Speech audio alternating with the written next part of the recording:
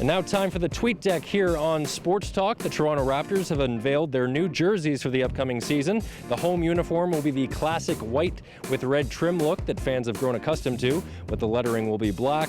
The away jersey will look most similar to Toronto's previous rendition of the uniform, with the exception of the lettering, and then two alternate uniforms in black. And how about Josh Mazzola, the new all-time home run leader for the Winnipeg Goldeyes? That's General Manager Andrew Collier and Rick Forney with the presentation at Shaw Park.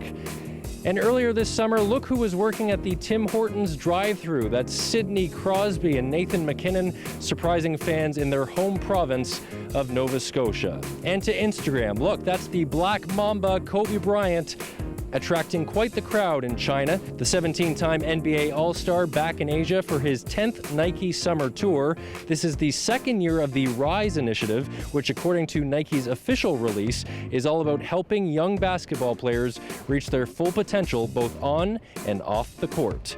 And that is your Tweet Deck. This is Sports Talk on the road. We're in Gimli, a beautiful presence here on Lake Winnipeg. It might be the off-season for hockey, but when a team wins the Stanley Cup, each player on that team gets their day with the cup.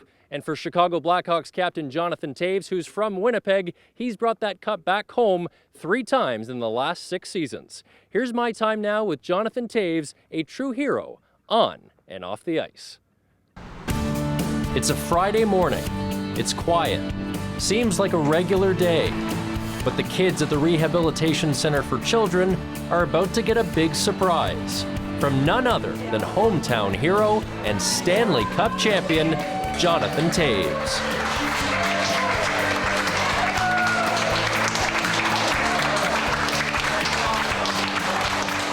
We're standing here with a 3-time Stanley Cup champion and Olympic gold medal winner, Jonathan Toews. Jonathan, tell us about where we are today, how important this foundation is for you. You've been supporting it for a long time. There's about 30 kids here today that call you their hometown hero. How does that make you feel, and why is this so important? I don't know, I guess it was a stop we made in 2010, the first time we won, and brought by the Winnipeg Rehab Center here. And I think, yeah, I've kept in touch with the people that work here, the people that come here for, to rehab and to work and just to be a part of the group here. So I don't know, I think anyone who comes through here finds that inspiration from all the people that are here. There's a lot of positive, a lot of amazing people here, so just happy to have the chance to bring it back again. And again, it was a really good day today. You were recently one of the recipients of the Order of Manitoba. You've received a lot of awards in your career. How was that one different? Well, I'm not going to lie. I think the importance of the award really sunk in the moment I got there, and I started to learn more and more. I mean, obviously, most of the other recipients that I already knew and knew a lot about them, but just talking to them and getting to know more about their impact and knowing more about what they do behind the scenes, behind what they're really known for. There's some tremendous people there. So, I mean, for me to be a part of that group of recipients was a huge honor, and it was definitely a special night for everyone that was a part of it. It was mind-blowing. I never met a hockey player before, so this was my first opportunity to actually come face-to-face with the hockey player. I said, it's so great to meet you, and it's a pleasure, and I'm glad you're here. And he said that I have a nice smile and that I'm friendly and nice, so it's just really nice to communicate with him. He's just a great kid. He said I had a pretty smile, and I asked him how many times had he won the Stanley Cup, and he had answered 3. And I asked him how much the Stanley Cup weighed, and he said it was 35 pounds, but it felt like more than that. And then I touched the big silver Stanley Cup, which was pretty cool. When things are a little quieter for you during the off-season, do you ever have moments by yourself where you can kind of sit back and kind of realize what you've accomplished in your young career? And don't be modest here, because not a lot of guys win a Stanley Cup at all. You've won 3 and you're 27 years old. Yeah, well, I mean, I think anyone who's in my position, if they're honest with themselves, will realize that, obviously you work hard and you strive for moments like this, but you need a lot of luck, you need a lot of opportunity, and a lot of great people around you, and whether it's your teammates or your organization, the fans, everyone in Chicago, everyone here in Winnipeg, obviously, that you want to share the Stanley Cup with. You're thankful for kind of all the lucky bounces you've had along the way that have helped you get there. To be a leader, you really need to be self-aware. So you need to know when to say things in the dressing room, when not to say things, same thing on the bench.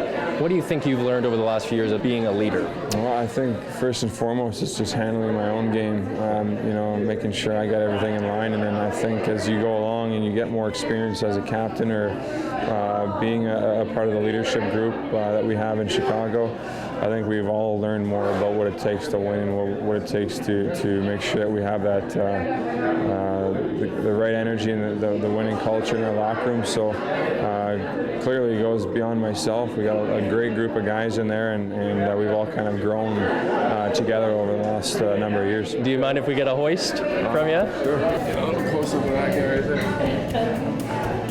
There you go. Jonathan Toews.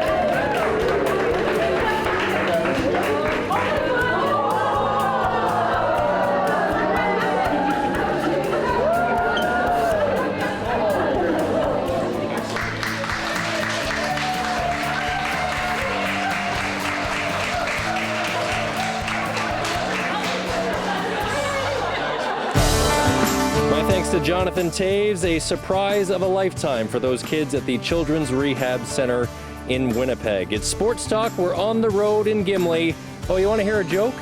Once there was a very nervous first-time crew member, and he says to the skipper, "Hey, do yachts like this sink often?"